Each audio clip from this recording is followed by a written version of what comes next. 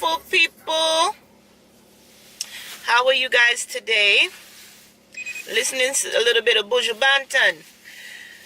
So, I am here today to talk about Mr. Peter Thomas.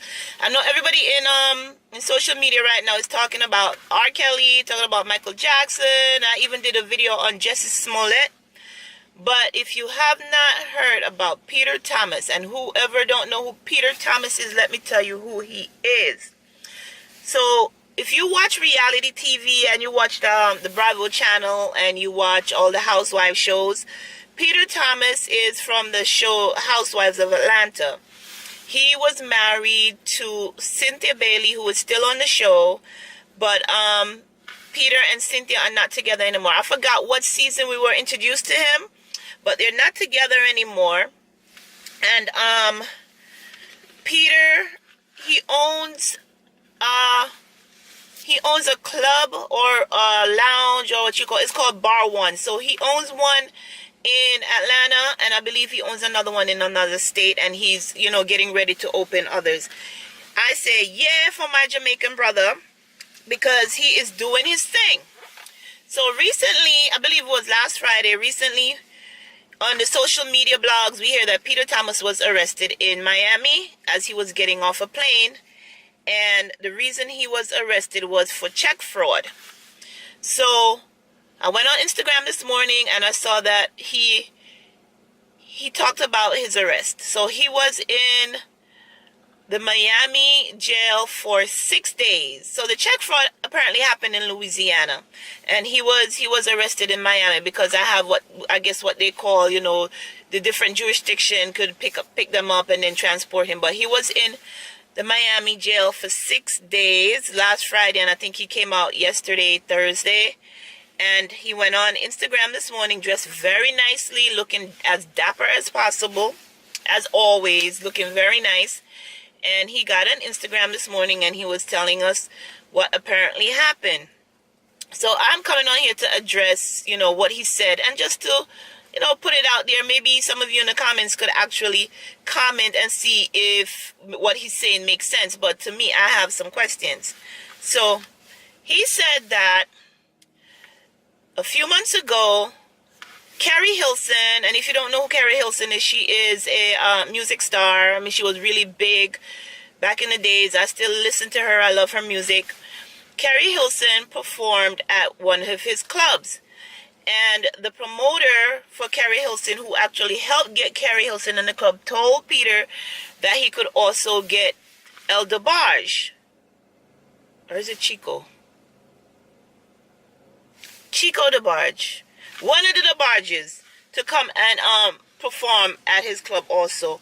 And the amount he had to pay was $4,000. So he wrote a check for that amount and gave it to the promoter or the manager, whoever it is. And this is what Peter is telling us on Instagram, by the way. And within the same time that this person went and put the check for deposit, somehow his account was compromised, where someone got into his account and was spending all this money. So the bank locked down his account, and therefore the person was not able to cash the check.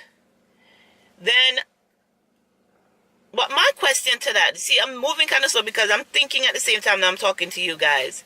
Now, if you know that all of this is going on with your account, and you knew that you wrote a huge check, why would you not reach out to the person who you gave that check to? Because I'm sure you have their number. You were able to contact them to have, all these, to get all these people into your club. Why would you not contact that person and say, listen, this is what's going on with my account. My bank says my account is compromised. Therefore, don't deposit the check just yet. Let me get you money from another account. Or can you wait until all of this is cleared up? So apparently the person who he wrote the check to is the one who contacted the district attorney's office in Louisiana and told them that, listen, this guy is writing bad checks. So that's his story to clear up everything. Now, do you believe what Peter is saying? It could be true in some part, but my question is, and my observation is, like I said, you should have contacted You know you wrote a huge check like that. $4,000. Do you write $4,000 checks every single day? I don't think so. You should have contacted the person and said, listen, don't cash the check yet. Give me a minute. This is what's going on. So he's actually saying that the person who he gave the check to was only owed $400 because they're supposed to get 10% of whatever the fee was for this artist to perform at the club. So 10% of $4,000 is $400. So he said it's frivolous. As far as what's going on, this should not happen because it's not that much money. But at the same time, come on, you know, people work, people do their job, you have to pay them their money. Now then he was telling us how his condition was in how his situation was in the prison. So he commended all of the corrections officers. He said they were very courteous, they were very respectful, as far as, you know, he didn't feel abused or anything like that. He was in a cell for 23 out of 24 hours in the day. It's hot, guys, and I want to open the window, but this lady behind me has been warming up her car forever, and it's loud. He was in his cell for 23 out of 24 hours in the day, and during that time, they had the fluorescent lights on him, well, on at all times. And the reason why he was in his cell for so long was because he's considered a celebrity, and he's the one who did it. So he said they consider me a celebrity, and he put it in quotation marks, so therefore he couldn't mix with the general population.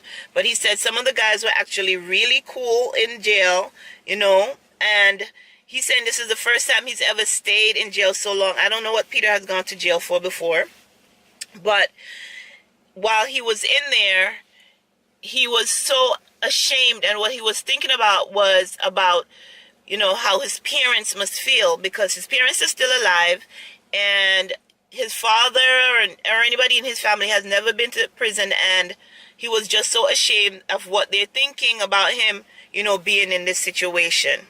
So I understand how he feels, because as I know, you know, some parents, when they raise you, they expect you to be the best person you can be, and they don't expect you to turn out to be criminals. But I'm not calling Peter a criminal, don't get me wrong, but like I said, if this situation was so easy to fix, and it seems like an easy fix from his explanation, but I don't know if I really believe his explanation, because like I said, you should have contacted the person and told them that your account was compromised. The person should have contacted you and told you, listen, you gave me a bad check. Let me give you an opportunity to make to right a wrong. So that's how I'm thinking about it. It's like, again, another iffy situation. But that's what Peter went on and explained on his Instagram this morning. So if I could get the clip for you, I'm going to put it at the end of this video so you could watch what he has to say. But in my opinion, this seemed like it was an easy fix. He said he did not know. Oh, she's gone. I could open up the window a little bit. It's cold out, but I'm hot. He said that he did not know there was a warrant out for his arrest.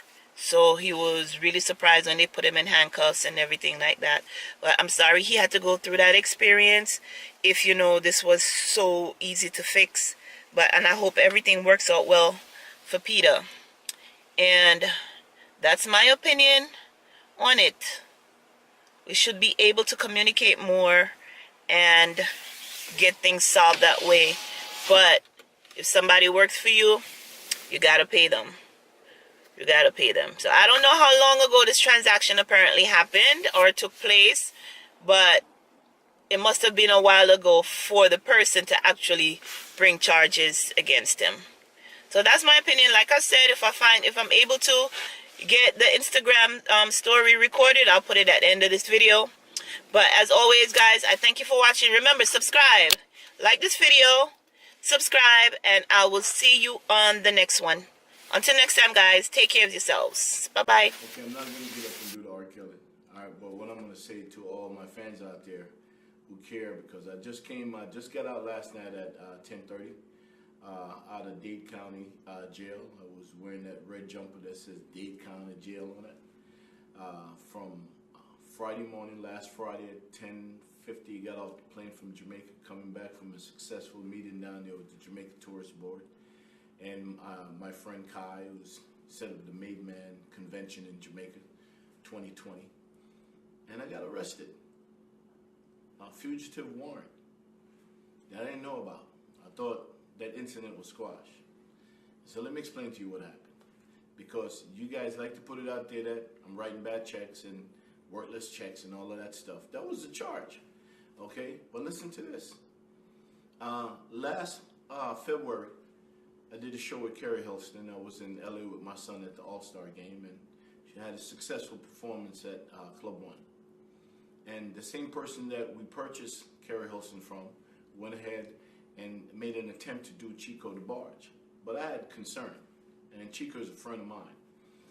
And the gentlemen that were the go-between, so-called agency, okay, I deposited a check in his account for $4,000. The same time I deposited that check, my checking account was compromised. The bank shut it down. That means somebody get my debit card number, was using it everywhere. Got a letter from the bank, okay, sent it to this gentleman after he called spazzing about sending him $1,200 because he already advanced the artist money. And the whole attitude wasn't right.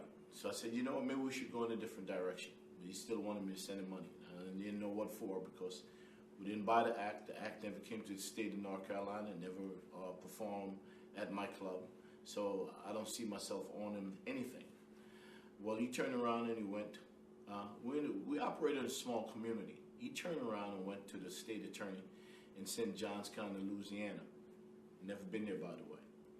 And reported a worthless check for $4,000. I don't know why he would do that, because nothing was exchanged. I got a letter around 2 months later from the district attorney. I spoke to her. I sent her the letter from the bank. Okay, I explained to her the situation. All right, and she said she'll look into it and get back to me. She never got back to me. I never knew there was a warrant for my arrest. All right, and that's how this all started. Well, what I could tell you that I learned out of this experience is that I've never been in jail and spent more than in and out, okay, on some false accusation all the time. But 6 days I spent in jail, 23 hours a day in a cell, okay? Celebrity status I have, make them put me around no one for 6 days, 23 hours a day. I don't wish that on anyone, okay? But I had time to think. And I had time to take a lot of medication because I'm claustrophobic, okay? So high blood pressure pills, okay, anxiety pills, okay?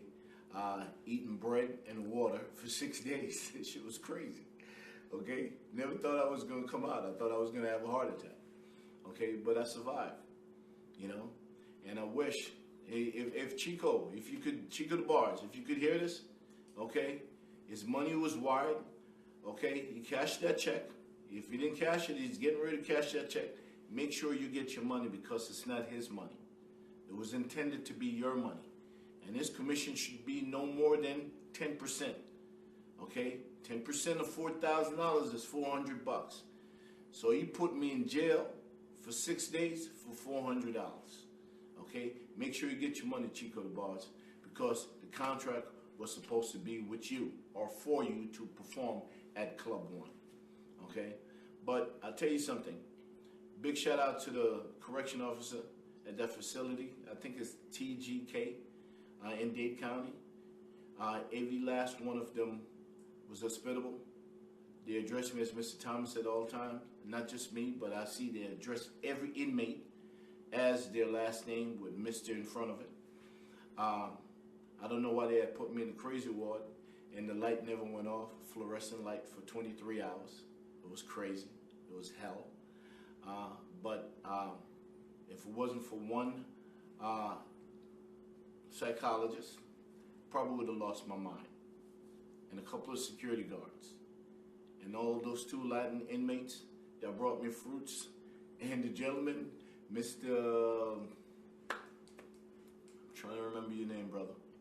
okay, because you brought me a bag of goodies, okay, when they transferred me upstairs. All right, but I got you. I got that commissary. I got that money. I'm putting it in your commissary because you guys show me that even in jail, people have heart, and that was dope. Okay, so that's about it. I don't have nothing else to say to y'all other than the haters who have all those negative things to say about me. I'm gonna give you even more to talk about. Okay, because I'm only gonna rise, baby. Okay, though I walk through the shadow of death, I should fear no evil, for thou art with me. Thy rod and thy staff comfort me. Okay, I say that every day I was in there. Okay, Psalm 23, because he got my back. There's nothing that y'all could do that could F me up. I'm not supposed to curse, especially when I'm talking about God. Okay, again, thank you for everybody that wished me well. Okay, I was thinking about my kids. I was thinking about my staff. I was thinking about my woman. I was thinking about my brother, my mother, my father, my parents at 82 years old. My parents are still together over 60 years, still together. And my dad had never spent a week or a day in jail. So I know he was disappointed. I was disappointed about that also. But I have 3 sons, and I would never want to see them go through that. Okay? All right? They treat you like animals in there. They feed you like animals. It's crazy, okay? But there's a reason for everything, right? Okay, I'm focused, and I'm only going to get better, okay? Bar 1 Miami is coming soon, okay? Sports 1 is still doing great. Club 1 is banging them out, okay? All right, look out for me because I am coming to a city near you. Peter Thomas, love, peace.